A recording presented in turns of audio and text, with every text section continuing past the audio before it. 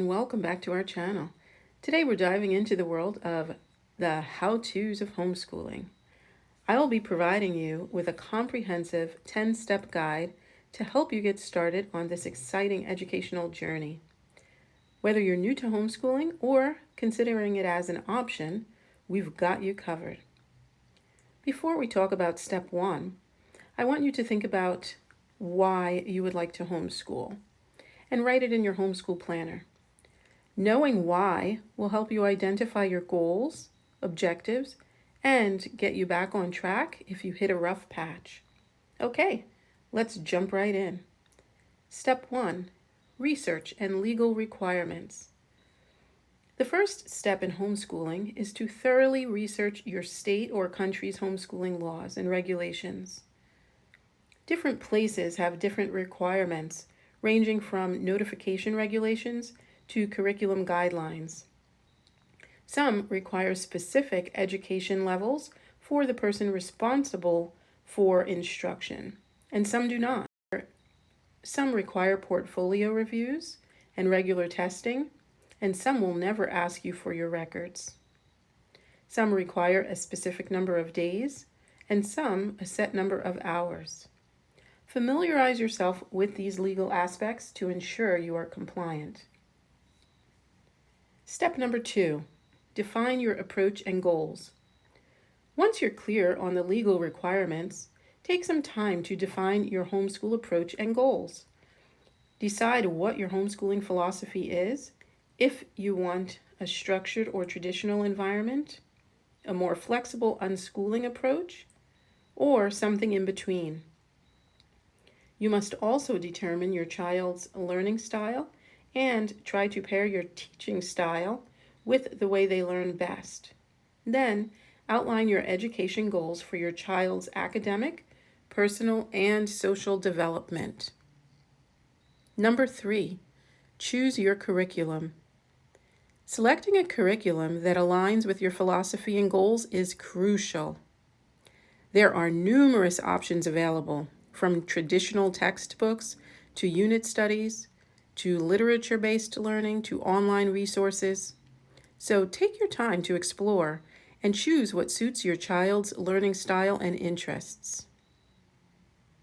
If something works, don't let all the alternatives distract you. If you find what you are using isn't working, don't be afraid to put it aside and find something new. There is something out there for everyone. And if you don't find exactly what you need, use the eclectic approach or put together a study yourself. Step number 4, set up your learning space. Create a dedicated learning space or multiple areas for your child to choose from. Some children tend to move where the command center of the house is. Often, that may be a kitchen area or dining room. Others prefer a quiet and organized area that can help establish a focused learning environment. Yet again, since homeschooling isn't rigid, children may move from one space to another depending on their needs. A sofa for read-alouds or a firm surface for writing. The choice is up to you and your student to determine what works best. Just make sure you have all the essential supplies needed, like books, paper, writing tools, art supplies, hands-on materials, and more. The specifics are determined by your learning goals and your curriculum choices for the year. And don't forget, learning spaces also include the backyard, nature centers, the supermarket, zoo, museum, theater rehearsal, instrument lessons, and actually whatever is important to your homeschool and your children. Step 5, create a flexible schedule. Now, let's talk about scheduling. There are many scheduling options, including traditional schedules, block schedules, term scheduling, loop schedules, year-round scheduling, and checklists. Don't get overwhelmed with all of that when getting started. I'll go into each type in greater depth in a future video. For now, ensure you design a flexible daily or weekly routine that works for you and your family. Include breaks, meals, physical activity, and time for exploration. Remember, flexibility is important in homeschooling because academics and real life happen simultaneously. So don't be afraid to adapt as needed. Step number 6, gather resources and materials. Collect all the resources and materials you'll need for your chosen curriculum and additional activities. This could include textbooks, workbooks, literature, or a library card, website subscriptions, art supplies, science kits, recreation and gym supplies, a printer, a laminator or a computer or laptop, general supplies, a backpack, and more.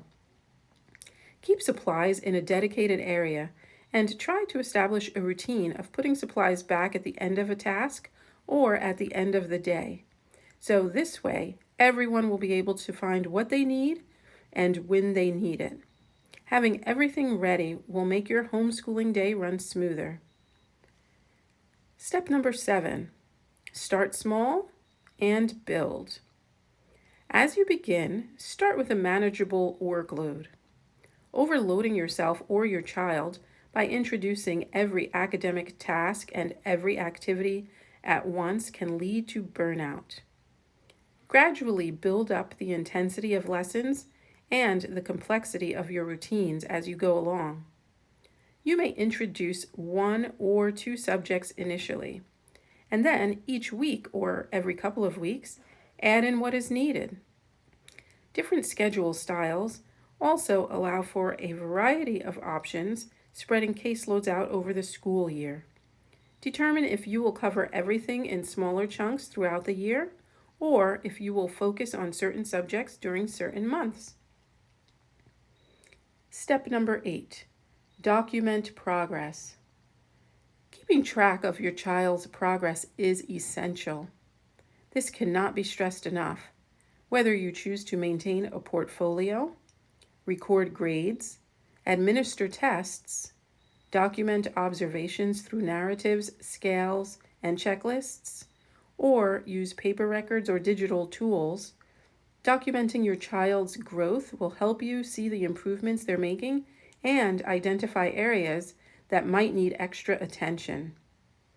Additionally, you will have what you need if they ever re-enter district schools or if you are in a state that requires updates and scores.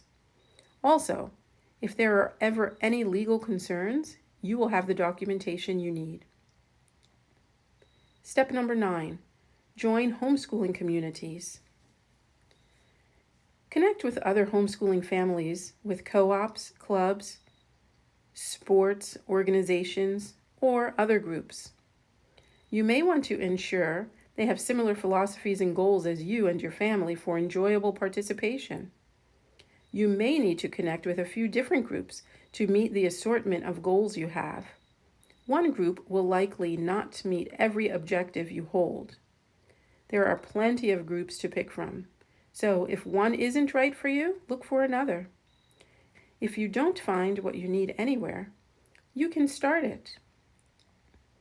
You may find communities locally or drive a little bit. There are also online communities if that interests you. Sharing experiences, tips, and resources with other like-minded homeschool families can provide valuable support and enrichment.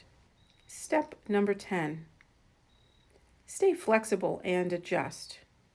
Remember, homeschooling is a fluid and dynamic process. Be open to adjusting your approach, schedule, curriculum, and environment based on needs, interests, family size, family circumstances, life changes, finances, and more. Give yourself and your children grace as you all embark on this new journey together, and embrace the freedom you have to explore new methods and activities that align with your goals.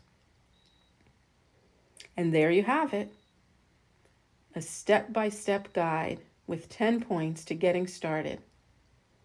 It might feel a bit overwhelming at first, But with proper planning, patience, and a willingness to adapt, you'll find that homeschooling can be a rewarding and enriching experience for both you and your child. I'll dive deeper into each of these areas in separate videos to cover these topics in a bit more detail, but for now, if you have any questions, please comment below. If you find this video helpful, don't forget to like and subscribe for more content like this. Thank you for watching, and happy homeschooling.